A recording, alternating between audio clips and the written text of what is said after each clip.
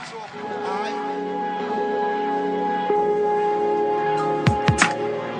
everybody, this is Dr. William Clark here for Leadership Conversations. This is the show where we talk about leadership according to the world that matters to you. I am so happy to be with you. It's been a little while, a week to be exact.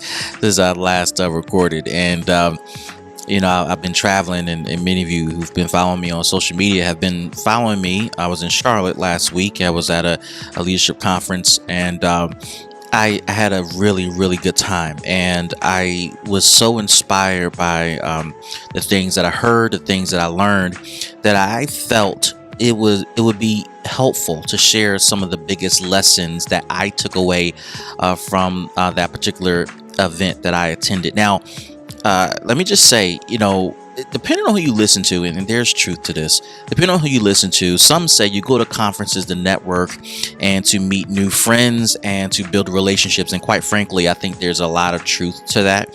And that was not lost on me. However, this was one of those events where I seriously got sucked into the content, so much so that I took a lot of notes. I started developing new ideas and concepts to get better at the work that I do, and it was just one of those type of events where I just learned so much. We're networked a little bit, but really it just went to go get educated, and it was one of those thrilling experiences, and this is why I wanted to share some of that with you today. There's no particular topic that I have for today, and perhaps it's just lessons learned from Charlotte that I'll use, but I'm going to cover a couple of major headings and then share a couple of key bullets from those major headings, and these major headings come from the sessions that I actually attended. All right, so let me just start here at the top of my notes. Storytelling. Now, I had a recording about storytelling earlier this year, talking about the effective components of storytelling. And if you want to replay that, go back to the history of the podcast show, and you'll see, that particular show where I talk about storytelling. But here's some new stuff that I learned about storytelling, and I admittedly share this, knowing that some of you who are listening to this will say, I already knew this stuff, and listen. While I know what I know, I also know what I don't know, and I know what I'm not good at. And marketing is one of those things where it has been kind of a process for me. It's been a learning process for me, and I've had to take courses. I've had to learn from other folks. I've had to really kind of buckle down and really discipline myself to become reasonably okay at marketing and at sales. And for some people, some of you who are listening to this podcast, it is one of those natural things to you. Just as technology is natural to me, just as leadership is natural to me, marketing is uber natural to you. Now, when I started to really commit my career to sales and marketing in terms of adding it into my career, it was around 2011, 2012 when I started to develop the skill of sales and marketing. And quite frankly, prior to that, I was really scared of it. I was shying away from it. And I thought that as my career was developing, I wouldn't have to really dip into that. Yeah, no. No. I learned that it is a part of my job. But when I learned that and how I learned that really opened up my eyes tremendously. And I just haven't looked back. And so every time I get a chance to become better, to tighten up the skills I do have around marketing, sales, and storytelling, I jump at it. And so certainly this was one of the sessions that really caught my attention. And I'm just going to share quickly just the three components that really stood out for all of us, certainly me. But the three components were centered around the three stories a leader of change must tell. The three stories a leader of change must tell. The first story is a story about self. The second story is a story of us. And the third story is a story of now.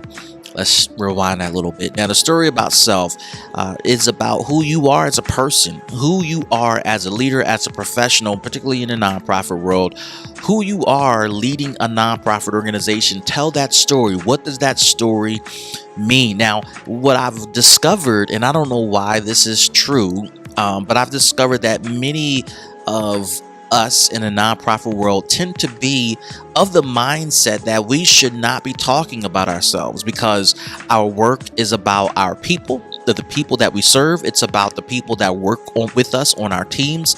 It's about everybody else, and it's not about the leader who is making a lot of this happen. And for whatever reason, the nonprofit world has created this culture of talking about self is a bad thing or a weird thing or a frowned upon thing. And the tribe of the nonprofit world tends to frown upon that. I've learned over the years, as I've matured in my career, that talking about self is a component of what makes the work special. It's a component of what makes the work pop. It's a component of what makes the work successful. Now, when you start to look at grant applications, when you start to look at how funding is transferred or awarded to organizations, part of that decision making is based upon who is the leader and what's their story. What do we know about them? What have we learned about them? What have they achieved? What have they provided and contributed to the community? And part of that is the story of self. Tell us about you. How did you get to the point of becoming a nonprofit professional, right? What made you get into this space? What made you get into this specific service area for this specific client base in this specific community? All of that tells a story of self, and it contextualizes the outcomes funders and partners and individuals are targeting when they decide to partner with your organization or simply hire you as their lead or their executive. Now, this leads into the story of us. How do we all fit into the story that's unfolding? All of us being staff, all of us being participants or clients, all of us being stakeholders, all of us being investors. Everybody that has a stake in the outcome of your nonprofit is now part of the story of us. And so how do we all fit into that story? And this includes you as the leader, right? You're just as important to the story of us as everybody else is. Then when you talk about self, when you talk about us, then there's a story of now. Where are we now after we've taken a look back at where we come from?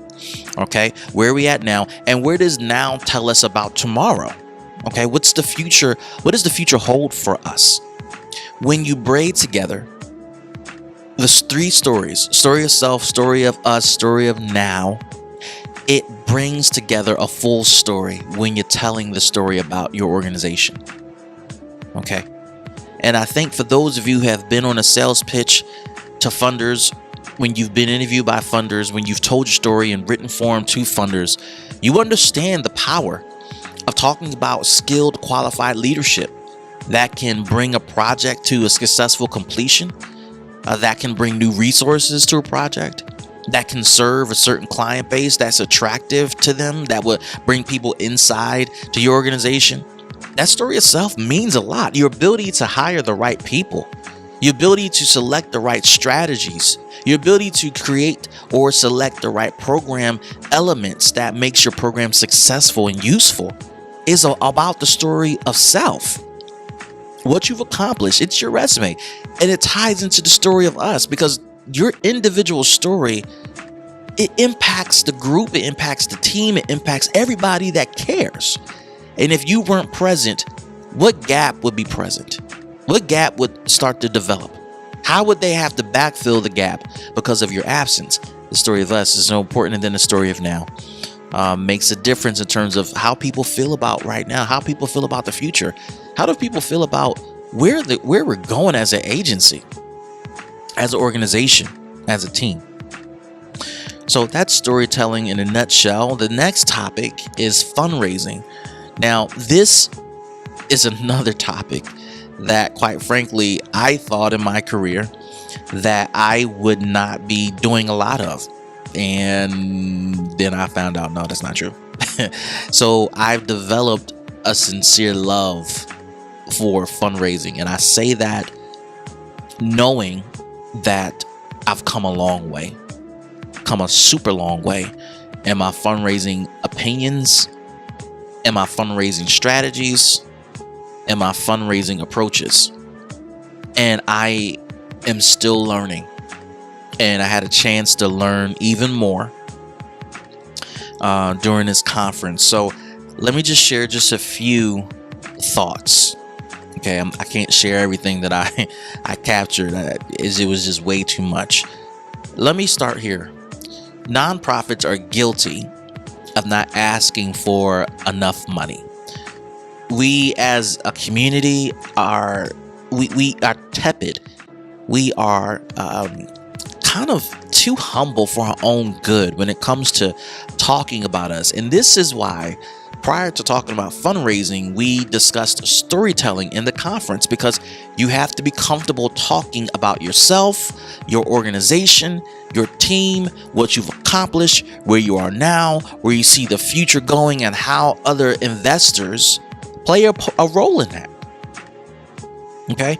And part of that philosophy of storytelling is getting professionals comfortable enough to not only tell their story, but to ask for the right amount of money to support where the story is going to end up, to support the client that the resources will go to hire the right staff, to acquire the right resources and tools, to make the job much more effective and easier for everybody involved. And we are guilty of asking for way less because we feel guilty about asking for money. What was reiterated in this conference, what I've said on my podcast, what I've said in conferences and in speeches and in articles and books, is that nonprofits are businesses like any other business. The difference is, at the end of the year, if there's a surplus, that surplus does not go to any investors or any individual. It goes back to the organization. That is the only difference. At the end of the day, your nonprofit still has to pay bills, pay its light bill, electric bill, its gas bill, its rent, its mortgage, etc. It still has to pay for staff, healthcare coverage, retirement if you want to attract talent, right? And you got to pay just a reasonable salary that gets people interested and invested in working for you. And because we tend to forget that when we ask for money, we never raise enough money from people who have a greater capacity to give. So we don't ask for enough money. And therefore, when we ask, people may give us what we ask for, or they give us far less than what we ask for, which leads us further into the deficit of fundraising. Now, there are a couple of thoughts that was shared during the conference about how to get people to give money. And what I'm about to share, I personally feel like this is just relationship management 101. This is how I feel about just getting connected with people anyway, not necessarily for their money or their resources or for their friendship, but just to be a genuinely good human being. But this is what was shared.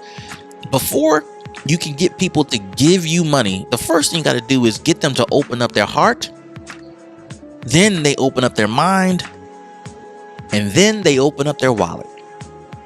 Heart, mind, and wallet. Let's rewind.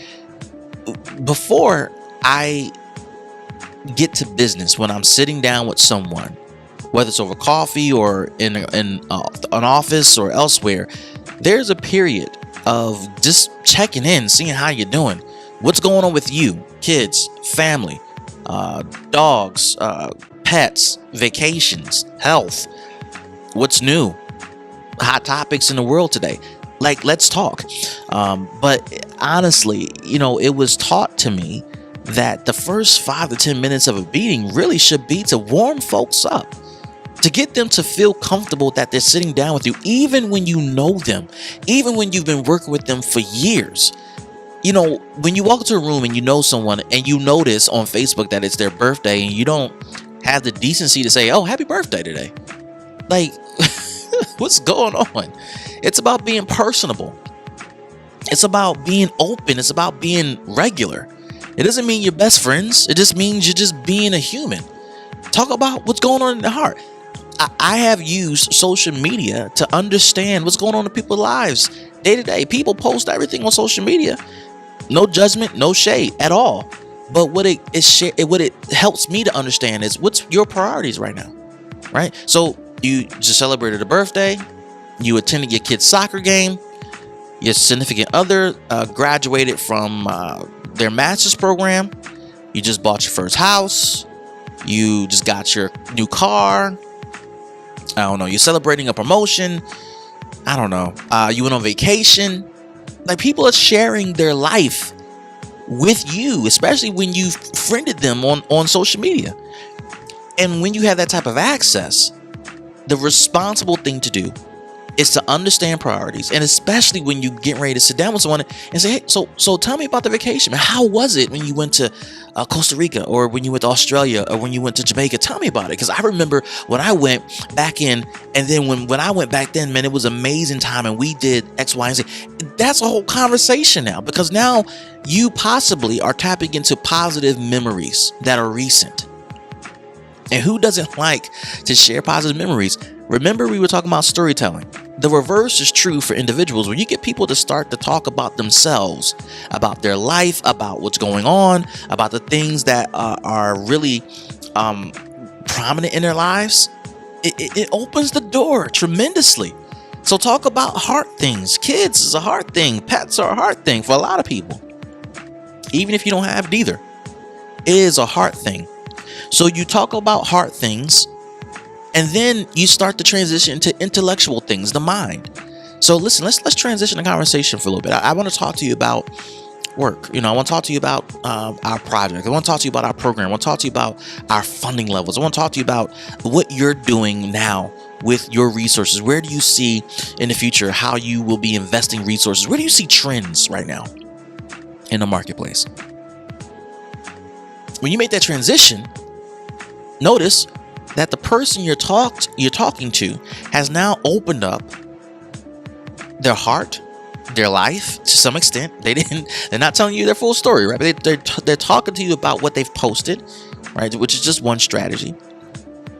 And now their heart is now transitioning to intellectual conversation, and it's a much more freer conversation. This does not guarantee that this will lead to funding. This does not guarantee that someone will automatically give you every secret, every tip and trick that you need to be successful into obtaining new resources. But what it does open the opportunity for is an open and honest conversation. And quite frankly, as a professional, as an executive, as a leader, as one trying to raise funds, that's all you want. You just want somebody to have a straight conversation with you. And when you show that you care about the things that are tugging on their heartstrings, you will be surprised at how often people will share what's on their mind with you. I practice this on a regular basis, and let me just share this. I sincerely mean it. When I ask people about what's going on with them, what's going on with heart related issues, I sincerely mean it. I try not to forget kids' names. I try not to forget events that are repetitive.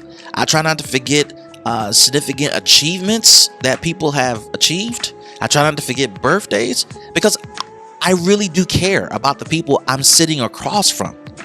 I care about what's happening, because in the event that we actually do business together, I'm going to have to remember these things anyway. Right? It's just being a good business partner. And even if we don't do business together, every good business person knows that when the door is closed now, it doesn't mean it's permanently closed. Maybe it's not the right time. Maybe it's not the right season. Maybe it's not the right fit for right now. But it doesn't mean a month, 2, 3, 6, 12 months down the road, it won't be a fit. I've closed deals both in a nonprofit and for-profit world where the deal wasn't on the table immediately after a coffee conversation. But because we stayed in touch, because we checked in every now and again, we kept abreast of what's going on in each other's world, deals just tend to come together. This is just my experience, but I've also seen it through other friends and mentors that I worked with and those I'm working with now. It's a thing. It's a real thing. And what I've noticed that's consistent amongst all of my mentors, all of those that I've learned from, is that you sincerely got to care. You got to care. People can sense fake interest into them. Just like if you're going out on a date with someone and you're trying to fake it, even though you realize that you're not attracted to them, people can sense it. They can tell it. And they won't answer your phone call when you call back just because you're trying to be polite. Nope. People recognize real. And you know how I know that? You recognize real. You recognize when people are being real with you. You recognize when people are being fake with you. And if you're that smart and intuitive to know that for yourself, then I need you to believe that other people recognize that about you too. So when you start to care about the heart, the mind opens up. People share tips and tricks sometimes. People give honest conversation. People give perspective. I've had people share strategies with me that, quite frankly, were not on my radar. And because that they've opened up their mind, I now have updated strategies to move forward. Even when people weren't able to help me,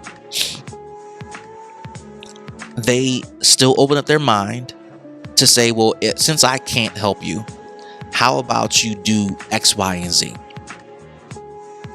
That, in some cases, is much better than that person helping me directly. All because their mind is open. People have introduced me to partners, to investors, to other stakeholders, because their mind is now open. During intellectual conversations, I have worked with folks where we've come up with strategies we worked on together and pursued it together and moved forward together. You just never know. You just never know. Heart, mind, and then, oh yeah, wallet. Not that the wallet is last. Remember, you're a business person as a leader in the nonprofit world. You have to raise money. You have to pay your bills. You have to pay your staff. You have to pay yourself. So you're not lost on money. But what this strategy is suggesting is that you got to care about people first. Then you got to appeal to the intellectual prowess, and then go for the ask or the open wallet. Sometimes it's through a grant that's given by a funder. Sometimes it's through someone sharing an opportunity with you where they're opening up a piece of the wallet that they just got. And now you got a piece of that wallet, and that opens up an immediate door and possibly a long-term door in so many ways. Heart, mind, wallet. Not wallet. Oh yeah, heart and then mind. Nope. Can't lead with the wallet. Heart, mind, wallet. And I really want to say to you at this point that no matter how deep the relationship goes with your friends and your partners and your stakeholders, I really want to share with you that this is a continuous formula that you want to master. That you want people to know that at the end of the day, regardless of what happens, regardless of who does what, who says what, I still care about your heart. I still care about your mind before I even ask you for a dime. This will strengthen partnerships. This will strengthen agreements. This will strengthen friendships. This will strengthen relationships of all types. When people know that you care, it will your relationship will stand the test of time, regardless if the money goes away or not. All right, so there's much more I can share from that particular session, but I'm going to move on. The next topic is the ultimate transformation. Now, this one was interesting. This was one of those topics where it struck me in the room that there were others in the room that felt it was affirming, but then there were others who felt like, I've never heard this before, never considered this before. And quite frankly, this ultimate transformation piece I'm gonna share with you ties into some form of fundraising, and I'll try to tie that together for you. But ultimately, what we discussed in this particular session was the importance of creating a portfolio of services or programs that are designed to solve problems, and you're doing it in a collective impact type of way. Okay, so many of us in the nonprofit world know that funders and stakeholders have been pushing us for years now to work together, to come together, to deliver services together. And at the end of the day, it's a push because from a resource perspective, it makes more financial sense. But also, from a service perspective, we realize as professionals that we can't do the work on our own. We can't function as a whole piece on our own without assistance or without help. And so collective impact has been pushed for a number of years. But this conversation was not about collective impact. This conversation was about how do you lead transformation in your community that makes you a leader, that makes you a known quantity, that makes you a trusted quantity, and that puts you on the radar for potential funding. Now, the catch is you shouldn't be doing things outside of your wheelhouse, right? And I'm a big believer in staying in your lane, understanding your competency, understanding your skill set, understanding your contributions to the community and to the marketplace at large. But what was proposed was, if you see a problem that needs to be solved that's relative to the work you do, you can either wait for somebody else to fix it, which we know in business, both in the nonprofit and for-profit world, sometimes never happens, or you can step up and start to fix the problem. Now, if you decide to fix the problem, the challenge you have to now navigate through is, how do I do that? I don't have enough funding to take care of that. I don't have enough staff to take care of that. Not enough resources to take care of that. So what was proposed was create a portfolio of services, of programs that comes together to collaborate to solve a problem. And if you can do that, and you take the lead as the facilitator of this collaborative, the facilitator of this conversation, the facilitator of this problem-solving effort, you accomplish a number of things at the same time. Number one, more importantly than all else, you start to solve the problem that impacts you. Now, if this is a problem that impacts you, it's most likely that this problem impacts your competitors and others in the marketplace where you're serving or competing in. So you're solving a problem. Number two, you're filling a leadership gap in this particular area. You now become known as the problem solver of X, Y, and Z. That is a new thing for your organization, particularly if you weren't known for that prior to you creating this collaborative. That's huge.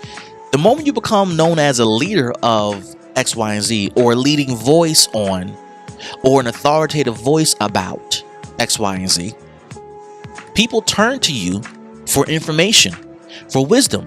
Even if you don't have it, what ends up happening is you now become the hub of information. So even when you don't know something, the fact that somebody's asking you for the answer, the fact that somebody is going to share some thoughts with you about how to get an answer to those questions, you now become the repository of that information. And number three, when you're known as the organization that does X, Y, and Z, and you're known as the authoritative voice for X, Y, and Z, funders who fund that work will come to the authoritative voice or the lead agency who put together the collaborative and say, hey, can your collaborative do X, Y, and Z if we fund it to do X, Y, and Z? That changes the game. So now, for those of you that worry about scope creep, mission creep, etc., you've created this collaborative and you've said that I know how to do X, Y, and Z.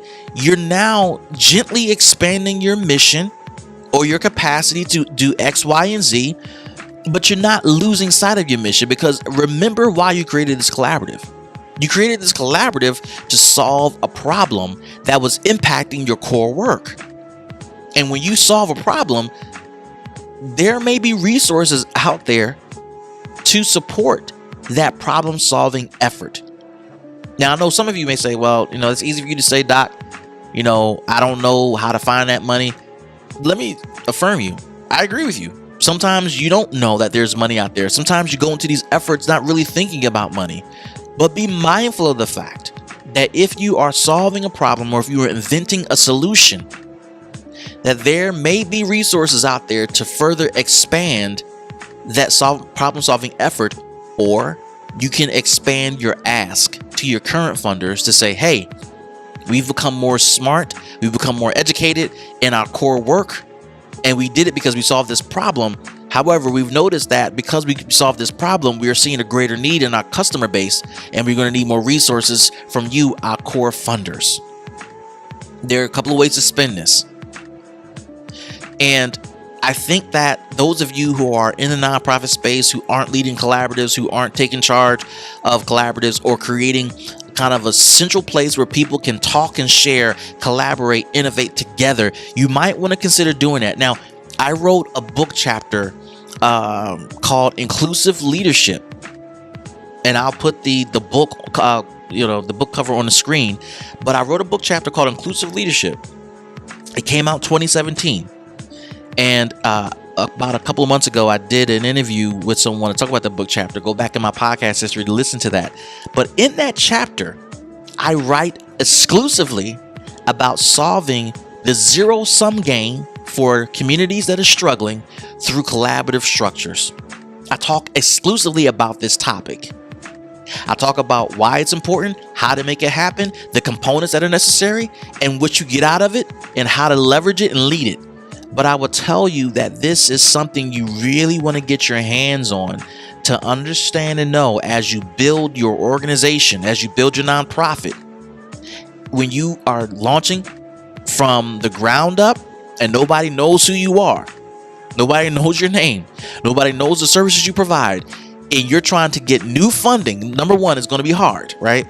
But number two, you can do that by either joining a collaborative group or starting one.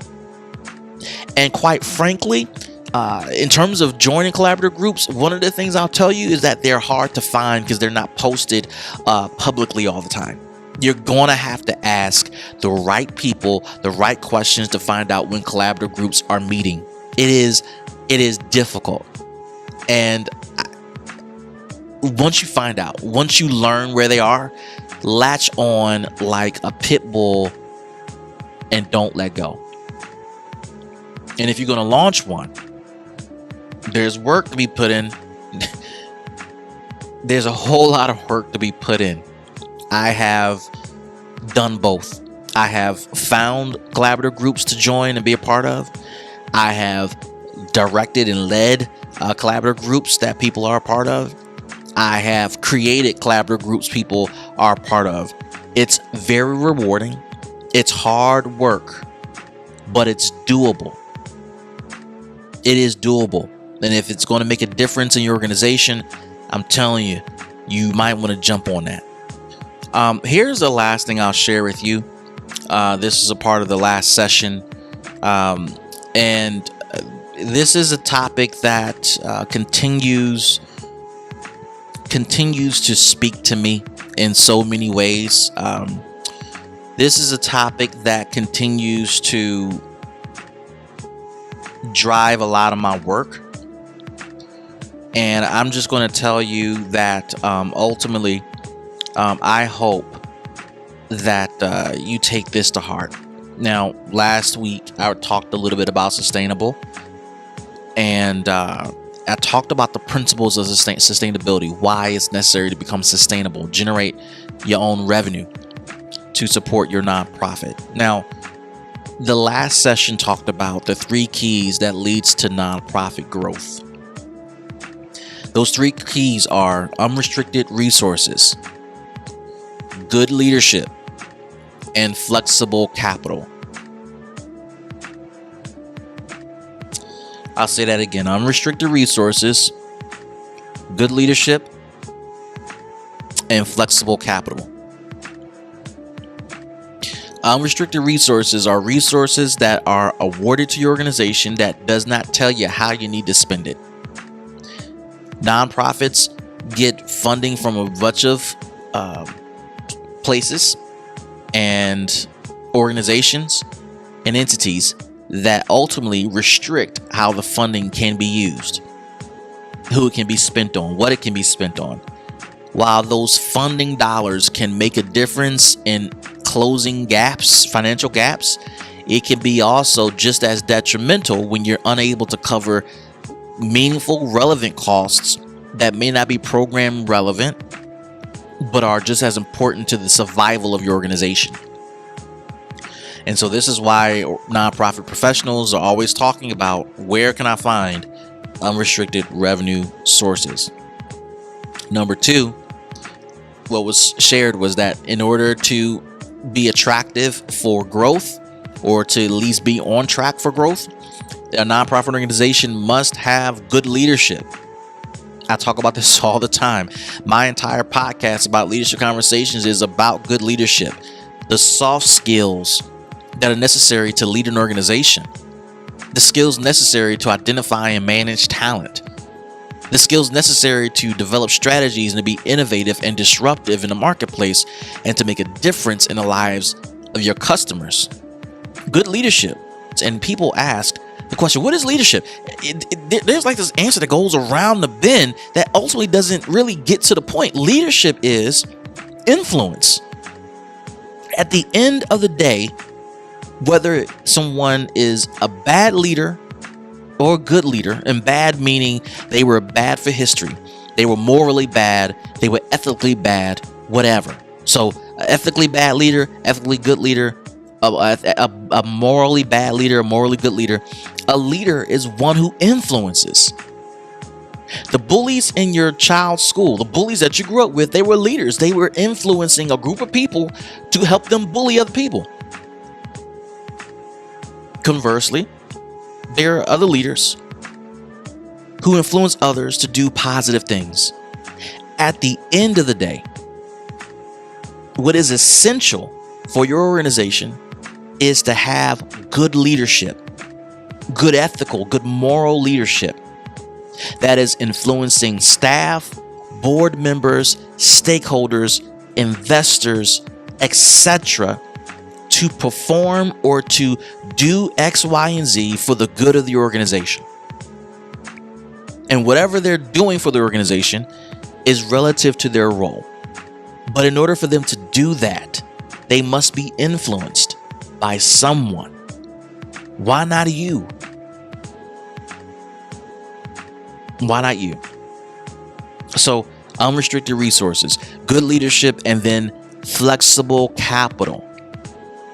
Capital that can be used in a number of ways, that can be applied to mortgages if your organization has one, that can be applied to rent, salaries, benefits, supplies, program expenses, etc. There's no limit.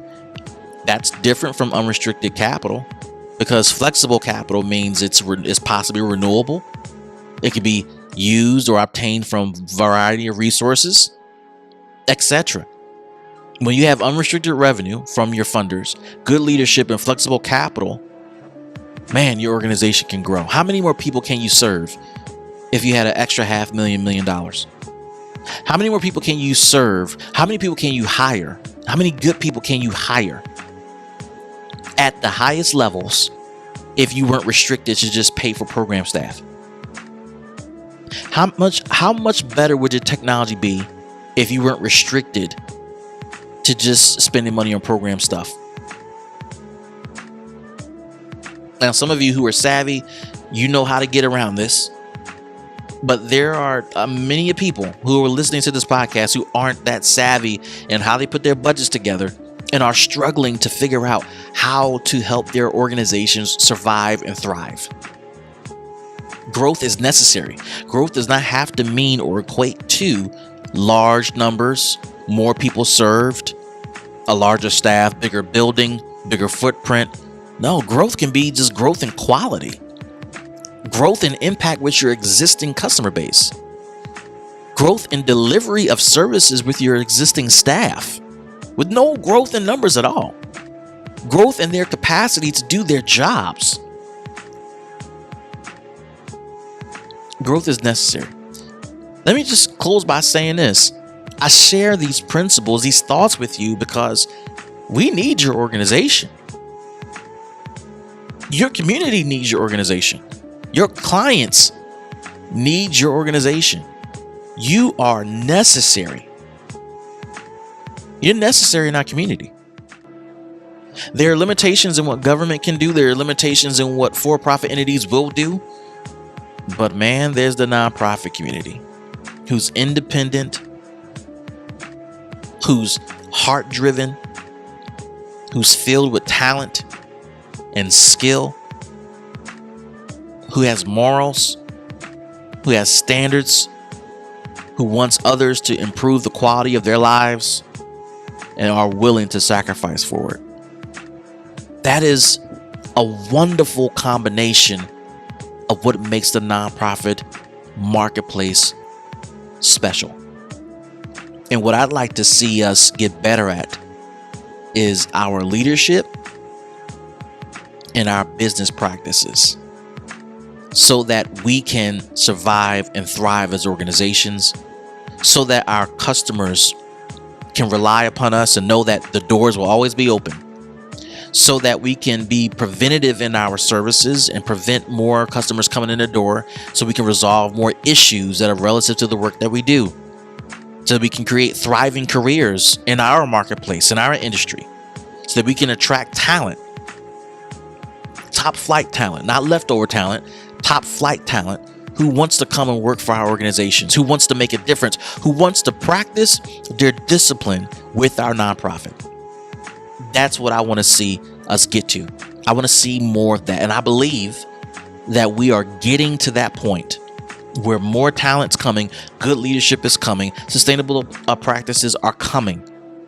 And all I'm trying to do is help those of you who are trying to turn that corner, or help those of you who never heard of this to even peek around a corner. And for those of you who are already there to keep on going, I'm trying to do my part to just encourage you all. This is Dr. William Clark here for an extra long podcast. Sorry, guys. It was so much to share, and there's way more I didn't even share. But I hope you find this helpful and useful on your journey as you're developing and growing your organizations. Till next show, we'll see you later. Peace.